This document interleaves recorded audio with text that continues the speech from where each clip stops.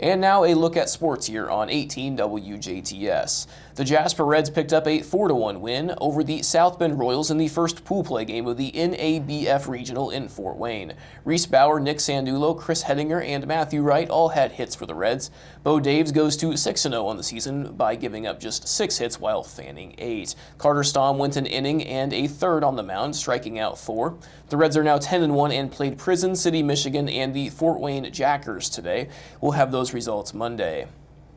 Henderson County High School in Kentucky welcomes Ted Thompson as the new head coach for the Henderson County Colonels baseball team. Thompson, a Vincennes University graduate, has over 29 years of coaching experience at all levels. He has professionally scouted for the New York Yankees and Pittsburgh Pirates and has been the head baseball coach at Tecumseh High School since 2017.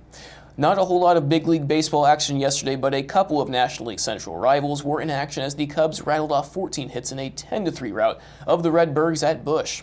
Chicago scored 3 runs in the top of the first and led for the rest of the game. Mike Tauchman had a home run and 2 RBIs, while Jan Gomes drove in 3 runs. Justin Steele earned his 11th win after holding St. Louis to 1 run on 5 hits in 6 innings. Chicago is on a 6-game winning streak. Andrew Kisner had 2 home runs in the losing effort. Miles Michaelis was charged with his 6th loss after giving up a run and recording just 2 outs before being ejected for hitting Ian Happ with a pitch. St. Louis falls to 46-58, and the Cubs even things up at 500 with a 51-51 record. This series will continue through the weekend. The Cleveland Guardians downed the Chicago White Sox 6-3 in their series opener. White Sox starter Dylan Cease was handed the loss after letting up 4 earned through 5 2/3. Jake Berger homered twice and drove in all 3 runs as Chicago slipped to 41-63.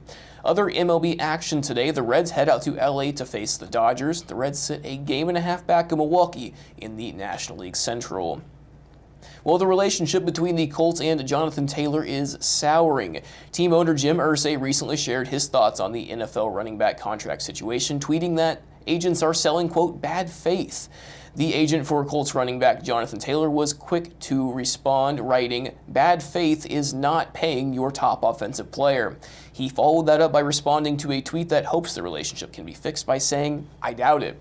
Taylor is set to make $4.3 million next season in the final year of his rookie contract. There has been no shortage of running back drama this offseason, and after contract dispute sagas with the Giants' Saquon Barkley and Vegas's Josh Jacobs, the spotlight seems to be on what comes out of Colts training camp in Westfield.